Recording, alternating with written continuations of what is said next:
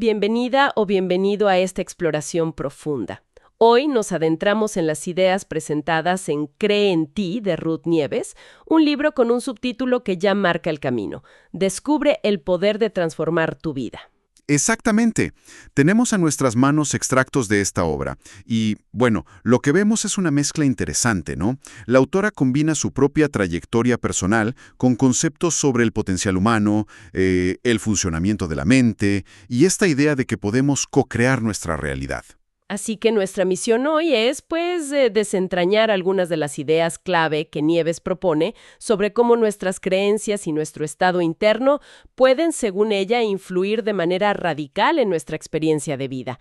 Parece que su propio viaje de transformación es central en el libro, ¿verdad? Definitivamente. Usa su historia como hilo conductor y además se apoya en citas y referencias a figuras conocidas en el ámbito del crecimiento personal y también menciona algunos conceptos científicos, como los trabajos de Bruce Lipton sobre epigenética o Alain García Calvo como mentor. O sea, intenta tender puentes entre la experiencia personal, cierta sabiduría que considera ancestral y hallazgos que presenta como científicos. Vamos a ver qué encontramos al examinar estas ideas más de cerca. Perfecto. Arranquemos por el título mismo. Cree en ti. ¿Cuál dirías que es la columna vertebral del mensaje que recorre estas páginas? Mira, la premisa fundamental, que se repite de varias formas, es que nuestras creencias no son meros pensamientos pasajeros o digamos inofensivos. El libro sostiene que estas creencias moldean activamente nuestra realidad. Ajá. Y va un paso más allá, sugiriendo que incluso pueden influir en nuestra biología. Eso suena bastante fuerte. ¿Se refiere a algo en específico? Sí, por ejemplo, cita al biólogo celular Bruce H. Lipton y sus ideas sobre epigenética. La interpretación que ofrece el libro es que nuestras creencias y percepciones pueden activar o desactivar genes, influyendo así en nuestra biología. ¡Órale! Esto, claro, desafiaría la visión más tradicional de que estamos completamente determinados por nuestra herencia genética. Es una idea central, la percepción individual como un factor biológico clave. Entendido. Entonces, si estas creencias son tan poderosas, ¿de dónde surgen? ¿Somos siquiera conscientes de ellas? El libro toca ese punto, ¿cierto? Así es. Menciona que muchas de estas creencias fundamentales son heredadas familiares, culturales y que crucialmente operan desde la mente subconsciente. Indica que a menudo no somos conscientes de ellas, pero dirigen nuestras acciones y reacciones. O sea que podríamos estar funcionando en piloto automático gran parte del tiempo, basados en programas que ni siquiera reconocemos. Ese es exactamente uno de los puntos clave que subraya el libro. Cita estudios que sugerirían que el subconsciente dirige, fíjate, alrededor del 95% de nuestra vida diaria. 95%. Sí, y lo hace basándose en programas que se grabaron principalmente en nuestros primeros años de vida, digamos antes de los 7 años, cuando absorbemos información del entorno de manera muy directa, casi sin filtros. Tiene sentido que cambiar esas creencias tan arraigadas sea complicado entonces. Exacto. El libro plantea que la mente consciente puede querer una cosa, pero si el programa subconsciente dice otra, pues generalmente gana el programa. Además, describe la mente como un mecanismo de supervivencia que tiende a resistirse a lo nuevo o desconocido, a aquello que no encaja con su programación existente. Claro, por seguridad, aunque no sea lo mejor. Justo, por una cuestión de mantenernos en lo familiar, en lo seguro, aunque no sea beneficioso. Hay una cita de Lipton que incluye el libro y que parece resumir esto. Cuando comprendamos que la filosofía actual y las percepciones individuales son en realidad creencias adquiridas que determinan no solo nuestra biología, sino también el mundo en el que vivimos, adquiriremos una visión personal que cambiará el mundo. Una afirmación bastante ambiciosa, diría yo. Sin duda lo es. Busca establecer una conexión directa y, pues, potente entre nuestro mundo interior, creencias, percepciones y nuestra realidad exterior, incluso a nivel biológico y experiencial. Y como decíamos, la autora no solo se basa en otros, sino que comparte su propia historia de forma muy personal. Cuenta cómo pasó de ser arquitecta, sintiéndose bloqueada y frustrada, a emprender este camino de autoexploración. Menciona figuras que fueron clave para ella en ese proceso, como Laín García Calvo.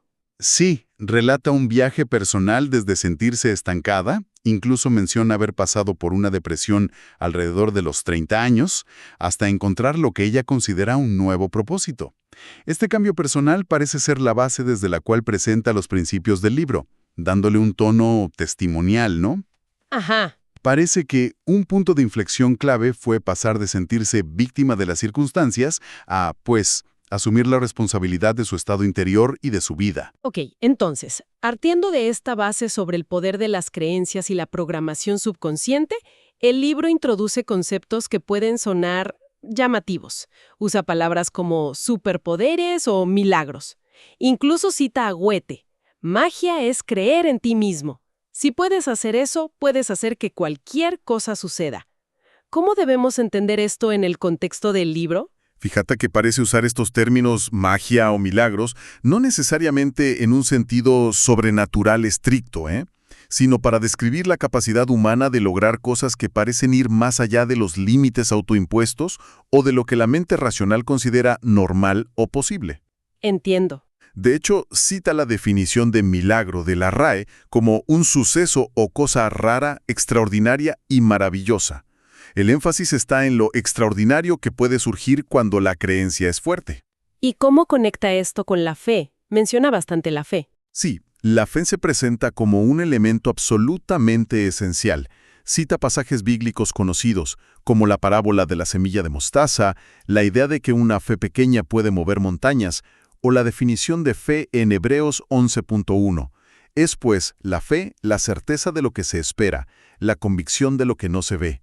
Claro. La idea recurrente es que necesitamos creer primero para poder ver o experimentar ciertas realidades que de otro modo permanecerían ocultas o inaccesibles. Para ilustrar este poder de la creencia o la fe, el libro presenta algunos ejemplos que considera excepciones a la ciencia.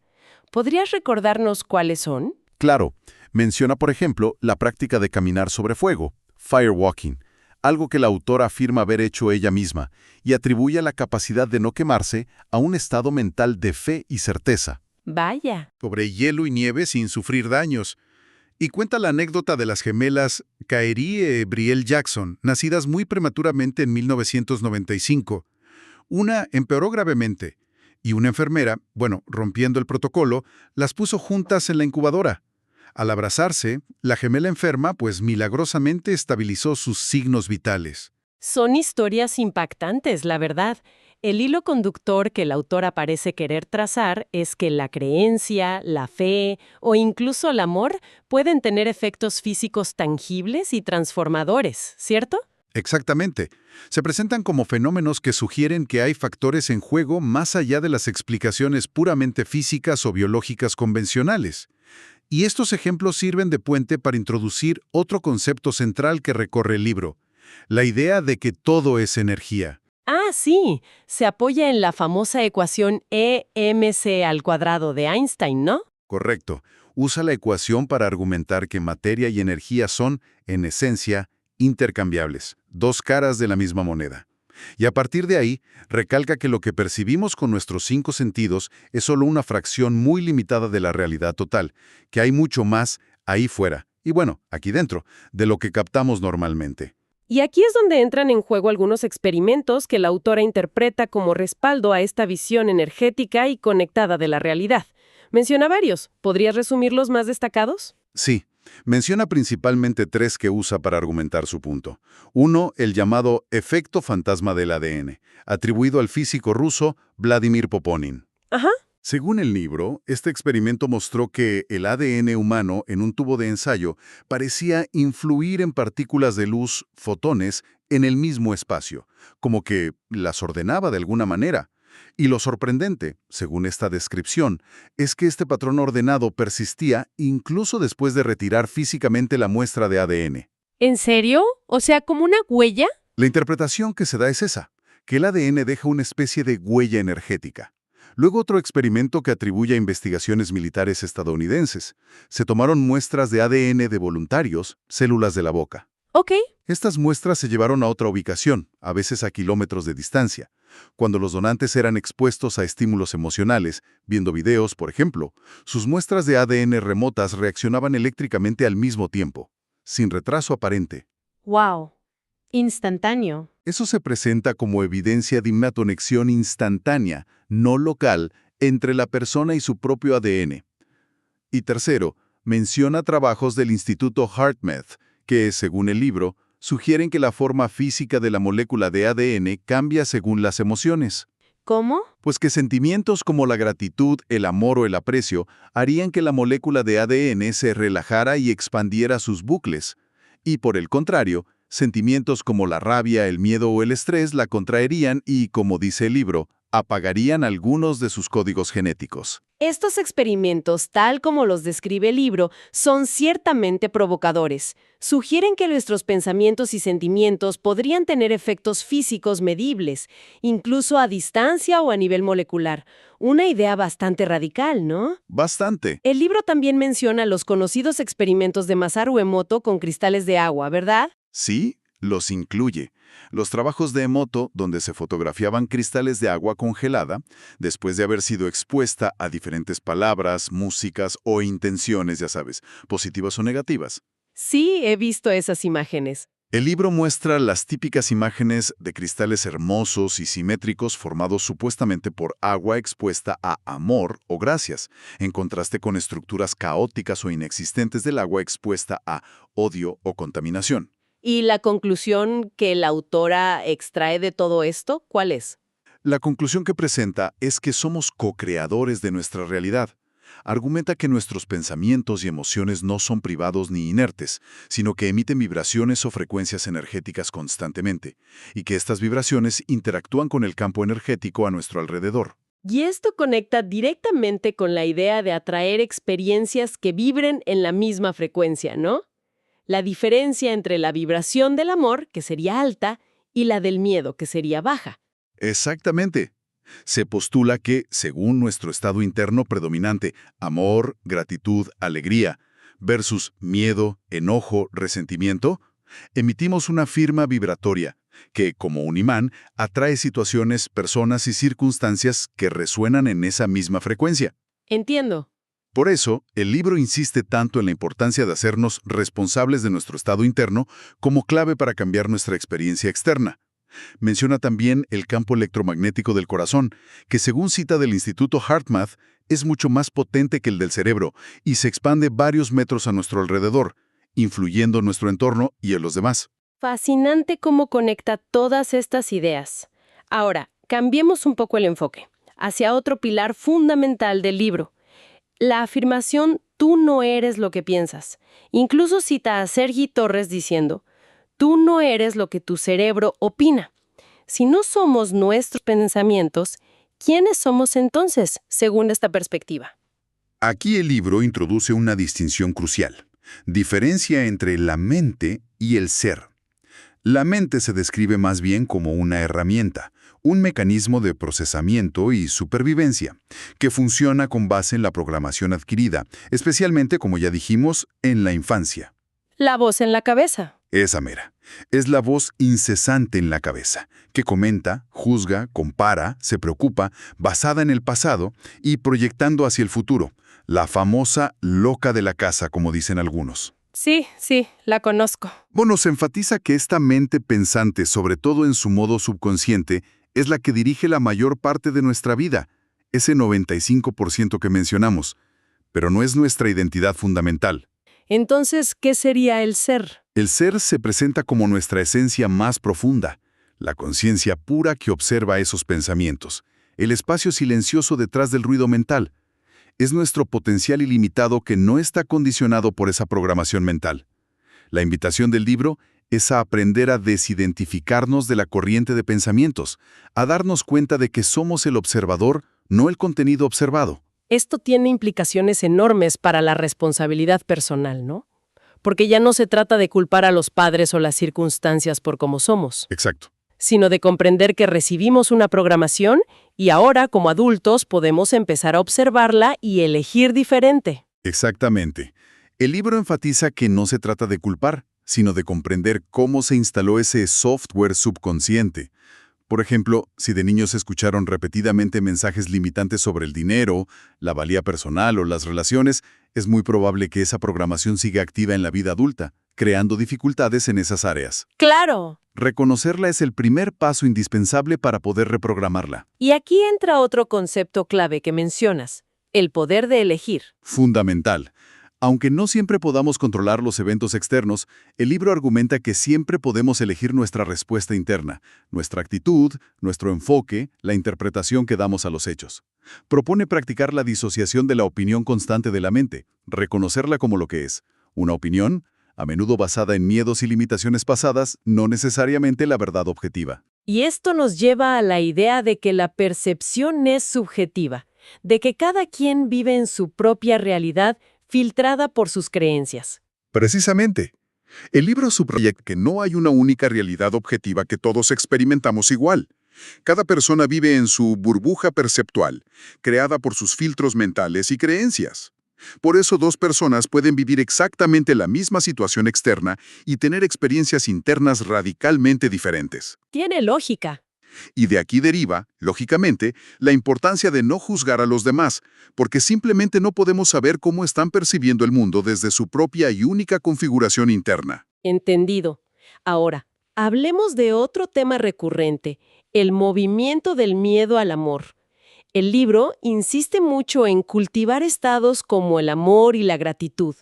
Hay una cita de Mario Alonso Puig que recupera: en un corazón lleno de gratitud no queda espacio para el miedo. ¿Cómo explica el libro esta dinámica entre amor y miedo? Lo plantea como el sistema operativo binario fundamental de la experiencia humana en este plano de dualidad. Vivimos en un mundo de opuestos aparentes: amor, odio, alegría, tristeza, luz, oscuridad. Ajá. El libro sugiere que el miedo y el amor son los dos polos emocionales fundamentales y que tendemos a operar predominantemente desde uno u otro. O sea, no puedes estar vibrando intensamente en gratitud y al mismo tiempo en miedo profundo. Son estados que tienden a excluirse mutuamente. ¿Y el sufrimiento? ¿Cuál es su origen según esta visión? Se argumenta que gran parte del sufrimiento humano surge de operar desde el miedo, desde la falta de comprensión de cómo funcionan estas dinámicas internas, de la falta de responsabilidad sobre nuestro estado emocional o de la desconexión con nuestro ser esencial. Ok.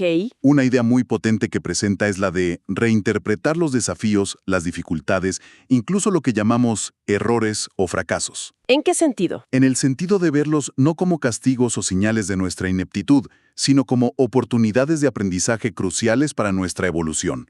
Hay una frase categórica, ¿eh? Nada es error, todo es aprendizaje. Si algo nos duele o nos cuesta, es una señal de que ahí hay una lección importante para nosotros. O sea que esos patrones que a veces se repiten en la vida, esas relaciones fallidas similares, esos problemas económicos recurrentes, serían como la vida presentándonos la misma asignatura hasta que la aprobemos. Esa es exactamente la interpretación que ofrece el libro. Como si la vida nos pusiera delante las mismas situaciones con diferentes disfraces hasta que aprendamos la lección subyacente, que suele tener que ver con creencias limitantes, miedos no resueltos o falta de amor propio. Tiene sentido. Cita a Napoleon Hill diciendo algo como: todo obstáculo lleva en su interior la semilla de un beneficio equivalente o mayor.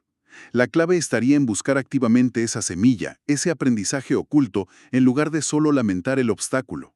La autora declara que su propósito principal con el libro es ayudar a las personas a amarse y a creer en sí mismas. En este contexto, introduce algo llamado la teoría del espejo. ¿Nos puedes explicar brevemente qué es? Claro, la teoría del espejo, tal como la presenta, sugiere que el mundo exterior, y especialmente las personas con las que interactuamos, funcionan como un espejo que nos refleja aspectos de nosotros mismos. Tanto lo que admiramos profundamente en otros, como, y esto es quizás más útil, lo que nos irrita o molesta intensamente de ellos. ¿Quieres decir que si algo me saca de quicio de otra persona, tiene que ver conmigo? Según esta teoría, sí. Podría ser que esa característica que te molesta tanto en el otro sea algo que tú tienes y no aceptas, o sea, tu sombra. O algo que te gustaría tener y no te permites, o que te recuerda a alguna herida no sanada. La invitación es a usar esas reacciones emocionales intensas como pistas para el autoconocimiento, preguntándote: ¿qué me está mostrando esta persona sobre mí mismo? ¡Qué interesante! Del mismo modo, lo que admiras en otros también refleja un potencial que reside en ti. Interesante perspectiva para las relaciones interpersonales. Entonces, resumiendo esta parte, la invitación general es a abrazar todo el proceso de la vida. Confiar, el libro dice amar es confiar. Y sobre todo, a reconocer y cultivar nuestro valor inherente sin hacerlo depender de la aprobación o validación externa. Justo. Hay una frase contundente. Cuando tú te apoyas a ti mismo, cuando tú te amas completamente, ya tienes todo el apoyo que necesitas. Sí, el foco está en construir esa autorreferencia, esa fuente interna de amor y validación. También sugiere cosas prácticas, como aprender a cambiar conscientemente el foco de atención cuando nos sentimos angustiados, dirigiendo la mente hacia algo que nos genere bienestar, aunque sea por un momento. Ajá. Y fundamentalmente, normalizar el error como parte indispensable del aprendizaje, quitarle el drama y verlo como simple retroalimentación para ajustar el rumbo. Bien, hemos recorrido un buen trecho explorando las ideas de cree en ti. Hemos visto cómo el libro argumenta que las creencias, sobre todo las subconscientes, dan forma a nuestra realidad. Hemos tocado el potencial energético y de conciencia que sugiere que tenemos apoyándose en ciertos experimentos e interpretaciones. Cierto. Hemos profundizado en la diferencia clave entre la mente programada y nuestro ser esencial, y hemos visto la propuesta de encarar la vida como un constante aprendizaje orientado hacia el amor y la autoaceptación. El mensaje central es potente. El poder transformador reside en creer en uno mismo. Para cerrar, me gustaría recuperar una pequeña parábola que cuenta el libro, que creo que encapsula muy bien una de las ideas finales. Relata que, hace mucho tiempo, los dioses decidieron esconder la felicidad humana en el lugar más recóndito posible, para que fuera un verdadero tesoro. Barajaron opciones: la cima de la montaña más alta, el fondo del océano, un planeta lejano. ¿Y dónde la escondieron al final? Un Dios sabio y silencioso sugirió: escondámosla dentro de ellos mismos. Estarán tan ocupados buscándola fuera en el poder, en el dinero, en los demás, que nunca se les ocurrirá buscarla en el único lugar donde realmente está. Una idea clásica presente en muchas tradiciones de sabiduría, ¿verdad? Efectivamente. Y conecta directamente con todo lo que hemos estado explorando. Así que, quizás, la reflexión final para quien nos escucha podría ser: si tomáramos esta parábola en serio, si asumiéramos la posibilidad de que gran parte de lo que buscamos, felicidad, validación, poder, paz, reside fundamentalmente dentro, ¿qué cambiaría en nuestro enfoque diario? Buena pregunta. ¿Qué pasaría si de forma consciente y sostenida redirigiéramos la búsqueda principal hacia nuestro interior en lugar de depender tanto de las circunstancias externas, la opinión ajena o la consecución de metas externas? El libro habla de cultivar parcelas de amor dentro de uno mismo. ¿Qué pasaría si dedicáramos más energía a cultivar esa parcela interna? Es algo en lo que sin duda vale la pena reflexionar.